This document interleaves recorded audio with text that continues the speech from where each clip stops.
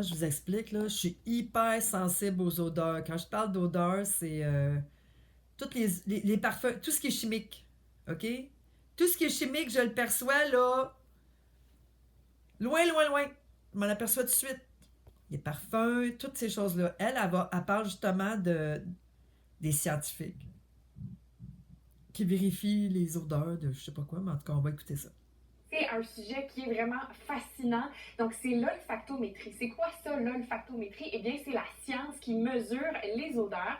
Donc, je suis allée visiter un laboratoire La science de marde, OK? chez Investissement Québec. Il y a une petite équipe qui travaille à traquer les mauvaises odeurs et surtout à les neutraliser. Donc, c'est pas un métier qu'on voit souvent, mais pourtant, leur travail a un impact réel dans notre vie de tous les jours, surtout pour les gens qui vont habiter près des industries comme des sites de compostage ou encore des porcheries. D'ailleurs, le laboratoire que j'ai visité, le laboratoire que vous voyez sur les images, est unique au Québec et probablement même au Canada. Et ce que j'ai appris en allant le visiter, c'est que notre nez est encore un outil extrêmement précis, encore plus précis que certains capteurs électroniques. Moi, quand je respire des produits chimiques, là, j'ai des effets secondaires. Mal de tête, mon visage enfle, puis je tousse. C'est pas normal, ça, là. Juste le bounce de parfumé dans la sécheuse, là, ça me fait ça.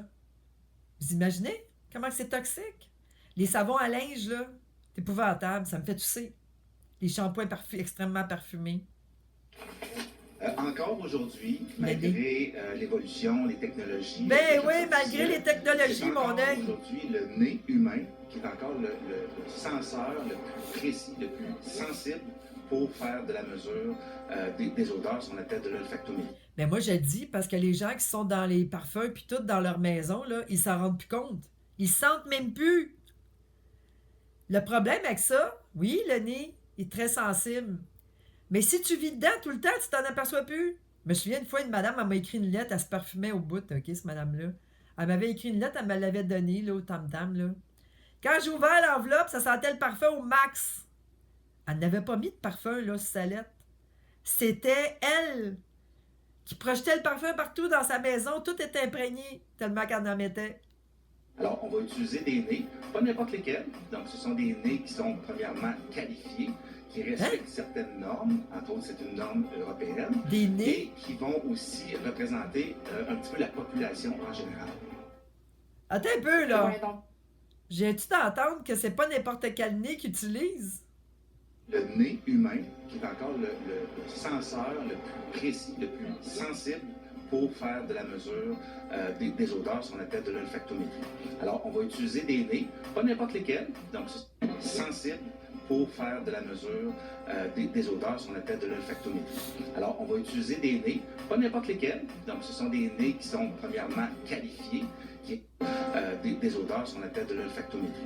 Alors, on va utiliser des nez, pas n'importe lesquels, donc ce sont des nez qui sont premièrement qualifiés, qui respectent certaines normes. Des nez qualifiés. C'est une norme européenne et qui vont aussi représenter un petit peu la population en général.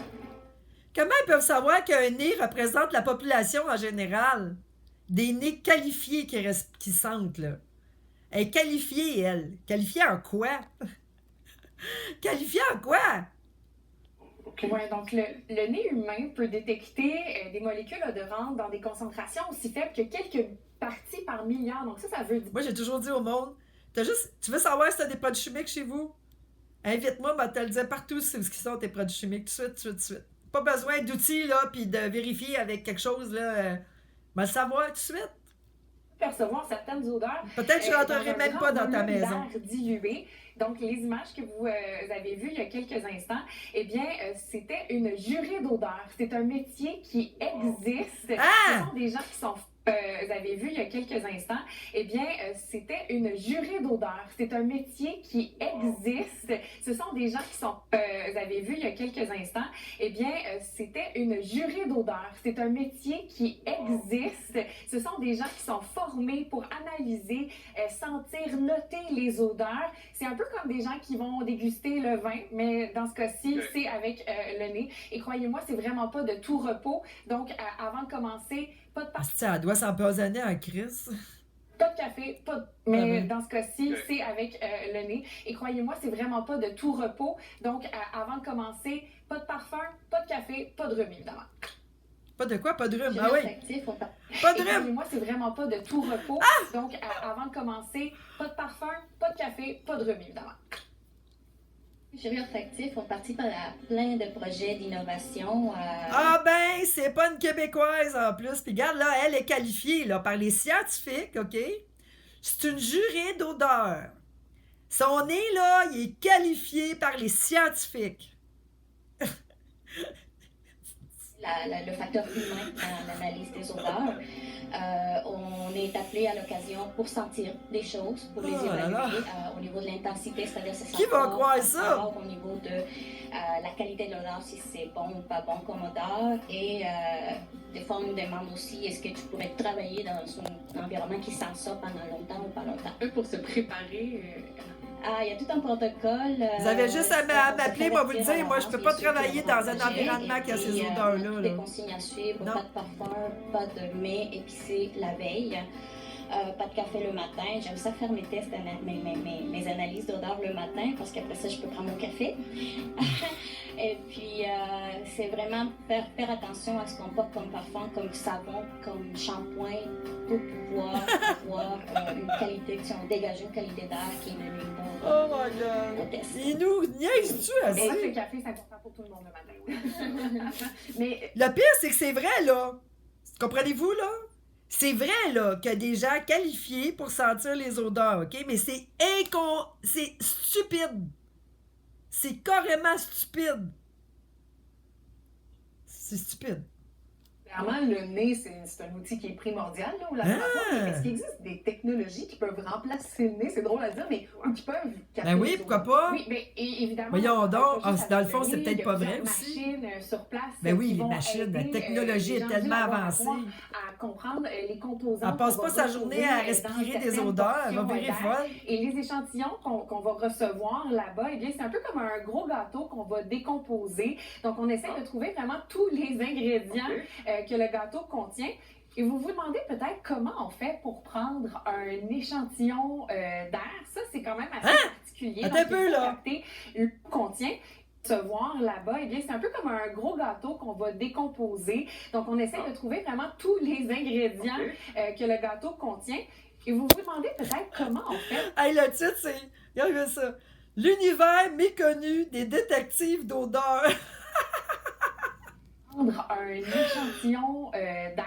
Ça, c'est quand même assez particulier. Donc, il faut capter l'odeur directement à la source. Donc, que ce soit dans une usine ou encore à l'extérieur, les experts vont utiliser des bonbonnes qui sont spéciales pour ça, un peu comme une fiole où on va emprisonner l'air.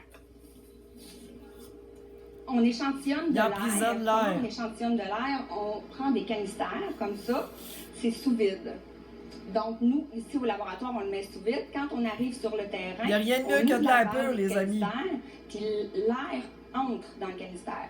Donc, là, quand le canistère est à pression atmosphérique, donc il n'y a plus d'air qui rentre en dedans, puis il n'y a pas d'air qui sort non plus, on a 6 litres d'air qui est dans le canistère. Donc, on peut prendre un échantillon d'air comme ça.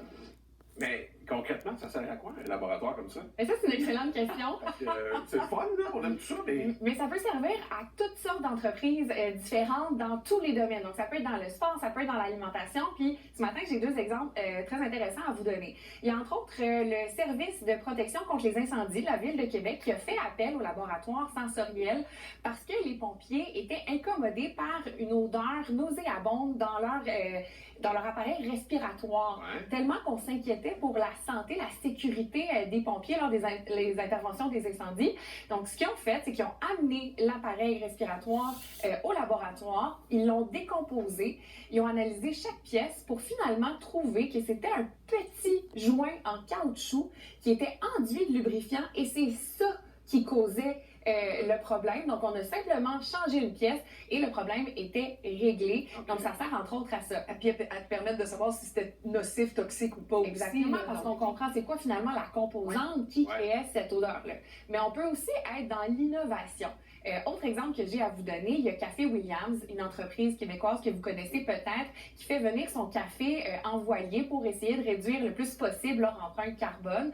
Donc, ils se sont dit, nous, on veut pousser l'expérience au maximum. On n'a pas envie de torréfier notre café avec du gaz, donc on va le faire à l'électricité. Mais est-ce que de torréfier notre café à l'électricité, ça peut avoir un impact sur le goût?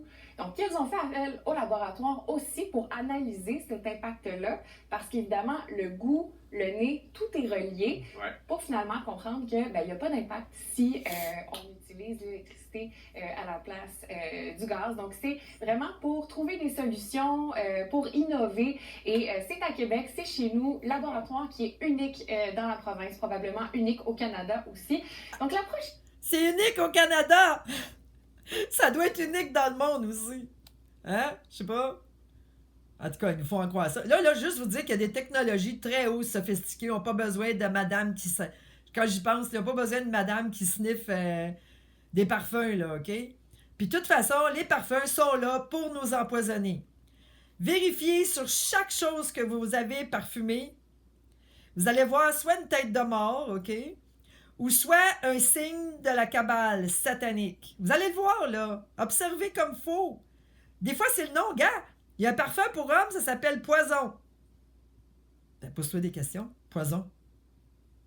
Ça veut-tu dire que ça peut créer des problèmes respiratoires éventuellement? Que vous sentez une mauvaise odeur, ben peut-être que vous allez voir ça différemment et penser à ces gens-là qui travaillent Ben oui. pour tenter de neutraliser tout ça. Ils travaillent tellement fort.